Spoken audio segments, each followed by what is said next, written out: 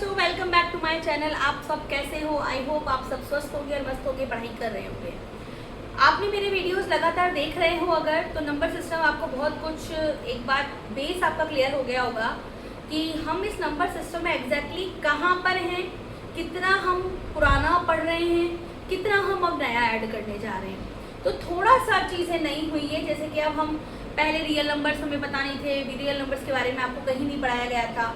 हमने आपको सीधा पढ़ा दिया whole number, integer, rational, irrational, मतलब ऐसे तरह से तो सीधा सीधा समझा दिया। अब हम आपको रियल नंबर्स के बारे में बता रहे हैं। रियल नंबर्स के बारे में हमने बताया, तो रियल नंबर में दो टाइप के नंबर हमने पढ़े।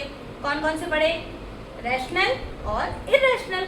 तो जब हम रैशनल और इरैशनल में डिफरेंस करने की बात करते हैं, तो मैंने आपको रैशनल नंबर को समझा दिए जिन्हें हम P/Q की फॉर्म में पढ़ाया था मैंने। ठीक है, मैंने आपको क्या बताया था? Rational numbers those that can be represent as a P/Q where P and Q both are integers and Q cannot be 0. Q cannot be equal to 0.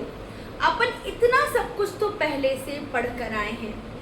अब हम आगे पढ़ने जा रहे हैं आज इरैशनल पे। चलो करें शुरुआत, आते हैं। चलो आपको बताते हैं कि इरैशनल नंबर्स क्या हैं। इस फैमिली से भी मिल लो, कैसी है ये फैमिली। कुछ नया चीज़ तो नहीं है, कुछ डरावना तो नहीं है, कुछ हैक्टिक तो नहीं होने वाला। चलिए शुरू करते हैं।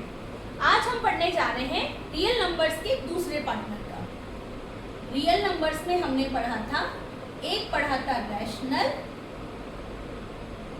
और दूसरा जो इसका पार्टनर है वो बेटा है इरैशनल।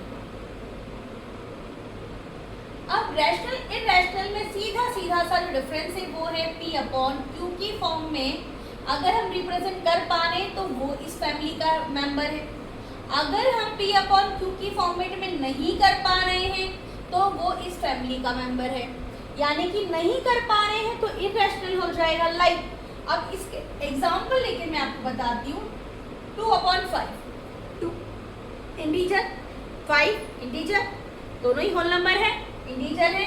इस फैमिली में आ जाएंगे कि 2/5 एक नंबर है, वो एज ए रिप्रेजेंट हो रहा है P/Q में, तो 2/5 हमने रिप्रेजेंट कर दिया।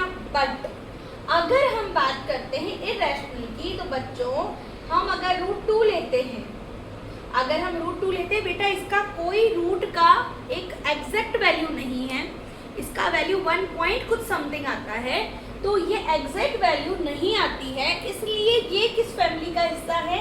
इरैशनल का। बट कुछ रूट्स ऐसे हैं जिन्हें हम रैशनल नंबर में भी लेते हैं। √9 क्या है बच्चों? √9 का क्या वैल्यू आता है? 3। ये प्रॉपर एक आंसर आ रहा है जिसे हम रैशनल नंबर में ले रहे हैं। 9 क्या है? रूट में हमने 9 लिया, रूट का 9 अगर हम सॉल्व करते हैं तो क्या आता है? 3 आता है। 3 को कैसे रिप्रेजेंट कर सकते हैं? 3/1 रैशनल नंबर हो गया। इसे हम रिप्रेजेंट कर रहे हैं, लेकिन सारे रूट नंबर्स हम ना तो इरैशनल बोल सकते हैं ना हम रैशनल बोल सकते हैं। उसके लिए हमें ये देखना होगा क्या हम उन्हें एग्जैक्टली ये रिप्रेजेंटेशन की फॉर्म में लिख रहे हैं या नहीं लिख रहे हैं। तो देखिए कुछ एग्जांपल्स मैं आपके सामने ले रही हूँ। √2, √3, √5, √4 नहीं होगा। क्यों नहीं होगा? क्योंकि उसका रूट क्या होता है? 2, और 2 एक होल नंबर आ गया, तो हम उसको रिप्रेजेंट कर सकते हैं।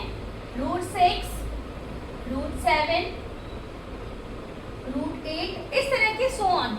√11 हो सकता है, √13 हो सकता है ना। तो ऐसे रूट्स जिनको हम होल नंबर की फॉर्म में नहीं लिख पा रहे। अब आज मैम क्या पढ़ाने वाली है? मैम इन इरैशनल से इंट्रोडक्शन के बाद आपको इन्हें नंबर लाइन पे रिप्रेजेंट करना बताएगी। जब मैंने आपको इंटीजर्स पढ़ा है तो मैंने इंटीजर्स को नंबर लाइन पे बताया। जब मैंने रैशनल नंबर पढ़ा है मैंने रैशनल नंबर्स को आपको नंबर लाइन पे बना के बताया। तो आज मैं आपको पढ़ाने जा रही हूँ इन इरैशनल नंबर्स को नंबर लाइन पे रिप्रेजेंट कैसे करते हैं। ठीक है, तो उसके लिए बच्चों, मेरे बच्चों को एक चीज़ आनी बहुत ज़रूरी है, वो है पाइथागोरस थ्योरम। अब पाइथागोरस थ्योरम की बात करते हैं। ये एक ऐसे पाइथागोरस जो अंकल थे, पाइथागोरस अंकल, उन अंकल ने एक थ्योरम दे दी हमको। उन अंकल ने ये बोला कि अगर कोई राइट एंगल है तो उसमें 3 साइड होगी। 3 साइड में कौन कौन सी होगी? देखिए, राइट एंगल ट्राइंगल की बात हम करेंगे तो पाइथागोरस अंकल ने जो भी इस पे हमारे को रूल बताया, वो रूल हमने अब लगाना है इन इरैशनल नंबर्स के लिए, नंबर लाइन पे रिप्रेजेंट करने के लिए। अब हमें रिप्रेजेंट करना है √2। तो देखिए यहाँ पर पाइथागोरन अंकल कहते हैं कि दो चीजें होती हैं इनमें, एक होता है बेस और एक होता है परपेंडिकुलर। ये क्या है? बेस लाइन, जिसपे 90 डिग्री फॉर्म हो रहा है, एक बेस है और एक नेक्स्ट जो है वो परपेंडिकुलर होगा। तो बेस और परपेंडिकुलर के बीच में जो रिलेशन उन्होंने बताया वो ये बताया कि हाइपोटेनियस की जो वैल्यू होती है, हाइपोटेनियस का जो स्क्वायर है that would be equals to base square plus perpendicular square. यानी कि अगर हम बात करें कि इनके बेस जो वैल्यू है, बेस की जितनी यूनिट वैल्यू है उनका स्क्वायर किया जाए और फिर हम किया जाए उनके परपेंडिकुलर का स्क्वायर किया जाए, तो वो किसके इक्वल होगा? वो हाइपोटेनियस के स्क्वायर के इक्वल होगा। ठीक है, ये बात बताइए। अब आप कहेंगे मैम ये कहाँ और कैसे यूज होगी, वो भी हम आपको बता देते हैं वो कैसे यूज होगा। देखिए √2 की बात कर रहे हैं। √2 को मान लीजिए ये हाइपो है, मैंने मान लिया ये हाइपोटेनियस है। हाइपोटेनियस कैसे आएगा ये? ठीक है, तो मैं इसके लिए आपको एक चीज बता रही हूँ। लेट्स से अगर मैं बेस ले लेती हूँ 1 और परपेंडिकुलर जो है वो भी मैं ले लेती हूँ 1, परपेंडिकुलर भी मैंने ले लिया 1। तो बच्चों जब हम हाइपोटेनियस का स्क्वायर निकालेंगे तो वो क्या होगा? बेस का स्क्वायर प्लस परपेंडिकुलर का स्क्वायर, वेयरएज बेस क्या है? 1 का स्क्वायर प्लस परपेंडिकुलर कितना है? 1 का स्क्वायर हो गया, दोनों ही 1 1 है। अब मेरे पास में क्या वैल्यू दिया हुआ है? हाइपोटेनियस का square is equals to 1 + 1 that is 2। तो हाइपो का स्क्वायर जो है वो इज इक्वल्स टू किसके आया है? 2। अब एक सिंपल सा कंसेप्ट है, अगर हाइपो के ऊपर स्क्वायर लगा है, जब मैं उसे इधर ट्रांसफर कर देती हूँ तो वो पावर हाफ हो जाती है, 1/2 हो जाती है। ठीक है, तो हाइपोटेनियस की वैल्यू क्या हो गई है? √2 हो गई, बिकॉज क्योंकि यहाँ से हाइपो की जो पावर है वो उड़ती हुई आई, 2 के ऊपर वो 5 आधी पावर बन गई, क्योंकि ये 2 थी तो यहाँ आके उस उल्टी हो गई है, 1/2 बन गई है। तो इसको हम क्या कहेंगे? √2 कहेंगे। ये बात समझ में आ गई आपको? ये कंसेप्ट समझ में आया? बहुत बेसिक चीज़ है, इसलिए आपको समझना बहुत ज़रूरी है। जब तक आपको पाइथागोरस थ्योरम लगानी नहीं आएगी तब तक आप नंबर लाइन बनाने में बहुत डिफिकल्टी फील करेंगे। तो बेस्ट क्या रहेगा, आप पहले ये समझिए कि मैं बेस क्या लूँ और मैं उसके साथ में परपेंडिकुलर क्या लूँ। ठीक है, ये पहला क्वेश्चन मैंने आपको करवाया। अब इसको नंबर लाइन पे कैसे रिप्रेजेंट करेंगे? अब ये तो समझ में आ गया बेस और परपेंडिकुलर क्या है। ठीक है, अब नंबर लाइन की बात करते हैं। ये नंबर लाइन है 0, 1 सेंटीमीटर, 2 सेंटीमीटर, 3 सेंटीमीटर, 4 सेंटीमीटर। अभी आप बहुत ज़्यादा बनाने की ज़रूरत नहीं है, होल्ड कर लेना, थोड़ा सा समझ लो पहले। अब मैं आपको कह रही हूँ, जब हम कॉपी के अंदर 1 सेंटीमीटर ड्रॉ करते हैं ना बच्चा, तो बहुत ही छोटा सा पार्ट बनता है और वो विजिबल नहीं होता है अगर मैं उसको चेक करूं, क्योंकि मेरी उम्र में आपके चश्मा लग जाता है और वो छोटा सा जो 1 सेंटीमीटर का मेजरमेंट है ना बहुत दिक्कत करेगा। जब आपको यहाँ पर √2 के साथ कोई यूनिट नहीं है, सेंटीमीटर नहीं है, मीटर नहीं है, कुछ नहीं है, तो आपको मेजरमेंट लेने में भी ज़्यादा सोचना नहीं है। फिर आपको कैसे लेना है मेजरमेंट, उसके लिए आप एक स्केल मान लो। स्केल के रूप में क्या मान लो, स्केल समझा रही हूँ कि स्केल कैसे मानना है। स्केल को आपने मान के चलना है कि मैं इतने सेंटीमीटर की 1 यूनिट लूंगी, क्योंकि मैंने 1 यूनिट और 1 यूनिट दोनों तरफ लेनी है। तो मैंने आपको फॉर एग्जांपल बताया कि अगर मैं 2 सेंटीमीटर का मेजर लेती हूँ तो उसको 1 यूनिट के बराबर नापूंगी। ठीक है, यानी कि अगर जहाँ मुझे 1 लेना है ना बेटा, तो वहाँ मैं कितना लूंगी? 2 सेंटीमीटर तक नापूंगी, यानी कि ये पॉइंट हो गया। इसको 1 को मैं यहाँ से उड़ा रही हूँ, ये हो गई तुम्हारी 1 यूनिट। ठीक है, 0 से 2 तक मैंने क्या ले ली है? 1 यूनिट। सेम यूनिट मुझे 2 पर जाकर परपेंडिकुलर ड्रॉ करना है। बेटा परपेंडिकुलर एक्चुअली तो 90 डिग्री का एंगल बनेगा सीधा सीधा, बट अगर आप थोड़ा सा प्रैक्टिस ठीक करेंगे, सीधी लाइन आप स्केल से भी खींच सकते हैं, वो लगभग 90 डिग्री ही बनेगी। और वो 90 डिग्री स्केल से ड्रॉ करनी है आपको, ऐसे मेरे जैसे हाथ से नहीं करनी है। आपको 90 डिग्री की लगभग लाइन बनानी है और वो सीधी यहाँ से यहाँ बनानी है। कितनी लेनी है? मैंने अभी अभी बताया आपको 2 यूनिट लेनी है, 2 सेंटीमीटर लेनी है। 2 सेंटीमीटर क्यों लेनी है? क्योंकि वो मैंने क्या लिया है? 1 यूनिट। मान लीजिए वो पॉइंट मेरा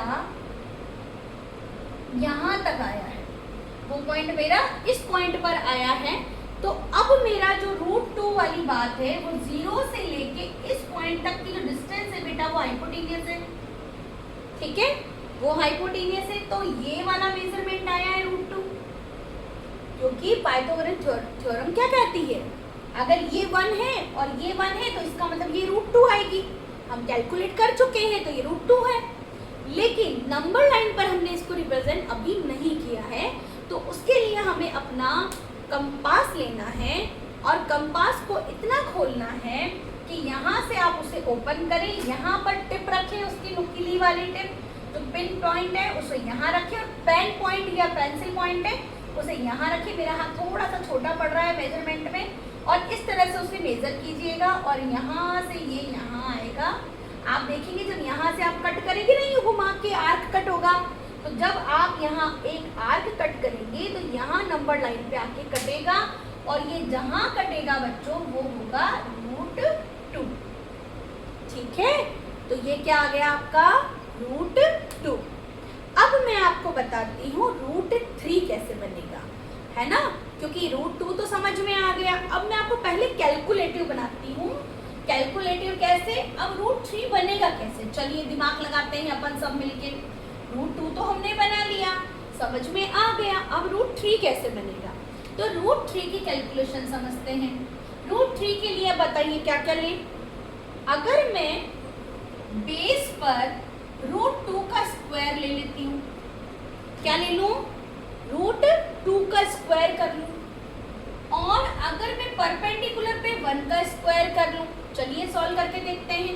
√2 का स्क्वायर क्या होता है 2, 1 का स्क्वायर क्या होता है 1, यानी कि क्या आ गया 3 आ गया, 3 आ गया। तो हाइपोटेनियस का स्क्वायर इधर होता है, हाइपोटेनियस का स्क्वायर इधर होता है, तो हाइपोटेनियस का स्क्वायर जब उड़कर राइट साइड के नंबर पे जाता है तो वो क्या बन जाता है, रूट बन जाता है। अब आप कहेंगे मैम ये कहाँ फंसा दिया, बेस की जगह हमें √2 लेना है और परपेंडिकुलर की जगह 1 लेना है, 1 तो समझ में आ गया, √2 कैसे मेजर करेंगे हम स्केल से। तो बच्चों मैं आपको पहले √2 बनाना सिखा चुकी हूँ, तो आपको ये √2 पहले पूरा फॉर्म करना है और √2 के बाद आपको बनाना है उसके ऊपर परपेंडिकुलर। चलिए हम √2 वापस बना रहे हैं ताकि आपका रिवीजन हो जाए और आपको समझ में आ जाए, ठीक है। इसी डायग्राम को हम वापस बनाएंगे, क्यों बनाएंगे, क्योंकि मैंने क्या बोला कि √2 आपको पहले बनाना आना चाहिए, तब आप √3 बनाएंगे। नंबर लाइन ली, 0 लिया, 2 यूनिट, 4 यूनिट। पहले 0 से 2 तक मैंने क्या लिया था 2 सेंटीमीटर इक्वल्स टू 1 यूनिट लिया था, तो मैंने क्या लेना है पहले 2 लेना है, इसका मतलब ये है 1 यूनिट। अब आपको समझ में आ रहा है, मैंने 2 सेंटीमीटर इक्वल्स टू 1 लिया है, यहाँ से मैंने आपका वापस से 2 सेंटीमीटर लिया है जिसे हम 1 यूनिट कहते हैं।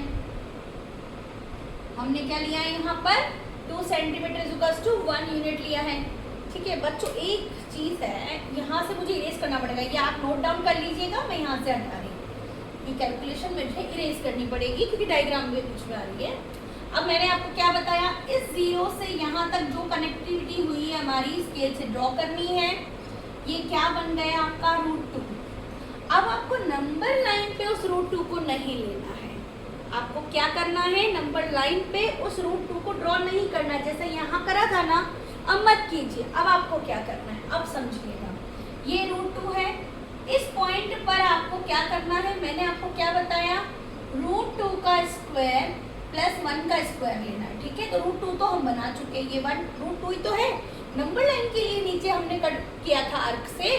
अब हमारे को ये 1 लेना है, तो यहाँ पर आपको 1, जैसे यहाँ मैंने 1 कैसे लिया था बच्चों 90 डिग्री, मैंने आपको कहा था कि 90 डिग्री फॉर्म करना चाहिए।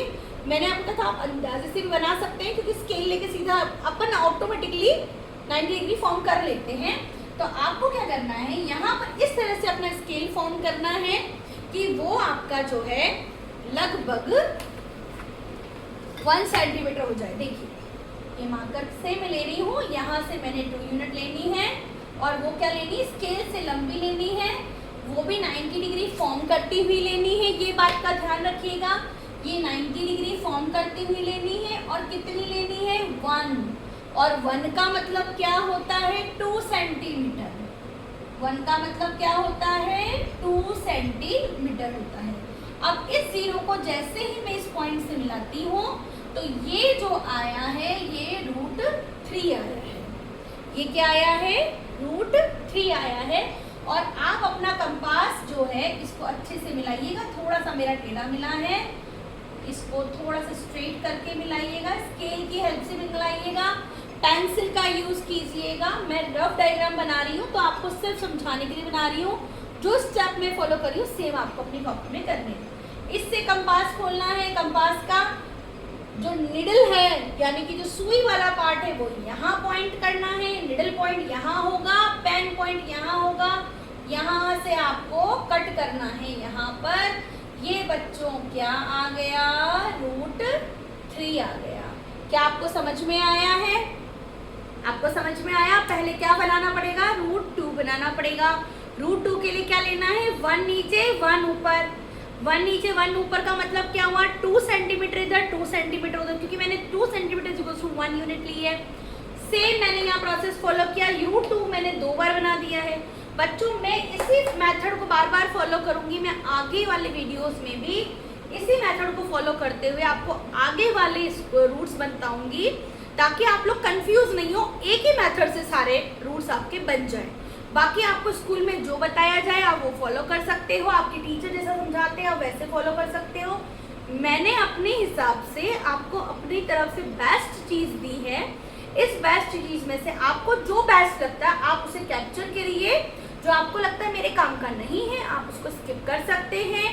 और नेक्स्ट वीडियो में मिलते हैं कुछ और रूट्स के साथ में और बनते हैं इसी वीडियो के कनेक्टिंग वीडियो में। ठीक है, थैंक यू, बाय बाय।